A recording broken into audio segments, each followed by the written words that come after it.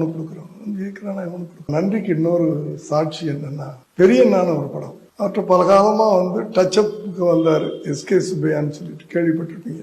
அப்புறம் டிரைவரா மாறினார். பல காலங்கள் டிரைவரா இருந்து அதுக்கப்புறம் அவர்கிட்ட இருந்து ஏதோ ஒரு மிஸ் அண்டர்ஸ்டாண்டிங்ல நிக்கிறாரு. ஆனா நின்ன பிறகு அவனை ரொம்ப எங்க பார்த்தாலும் அவன் நல்லா இருக்கணும் பாரு. அவர் போய் விஜய்கிட்ட எனக்கு ஒரு படம் பண்ணி கொடுங்கன்னு அப்போ ஒரு எஸ்எல்சியை பண்ண சொல்றா. எஸ்எல்சி பண்ணாதான் உனக்கு ஏதாவது லாபம் கிடைக்கும் அப்படின்னு சொல்லிட்டு நானும் எஸ்கே சுப்பையாவும் பார்ட்னரா சேர்ந்து அந்த படம் பண்ணோம். அவனுக்காக பண்ண படம். ஒரு ஹீரோ அதுக்கும் சம்பளமே வாங்கல. அதுதான் வேடிக்கை. இப்ப நான் குரு என்கிட்ட சம்பளம் வாங்கல அப்படின்னு சொல்றது அதுக்கு ஒரு மீனிங்ஃபுல் இருக்கு. அவனுக்கு ஹெல்ப் பண்ணணும்.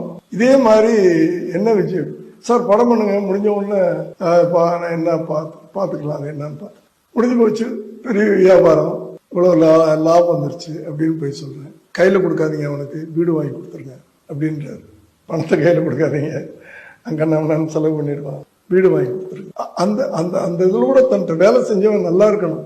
யாருக்கு இந்த மனசுலாம் வரும்? ஒரு தலைவர் ஆனதுக்கு அப்புறம் நம்ம கிட்ட இருந்து ரொம்ப டிஸ்டன்ஸ் ஆயிட்டோம் அப்படிங்கிற மாதிரியான ஃபீலிங்ல உங்களுக்கு வந்துச்சா? வரல. நடிகர் சங்க தலைவர் ஆனாரு, ஒரு கட்சிக்கு தலைவர் ஆனாரு. அப்ப கூட நான் உள்ள போனா எந்திரிச்சு நின்று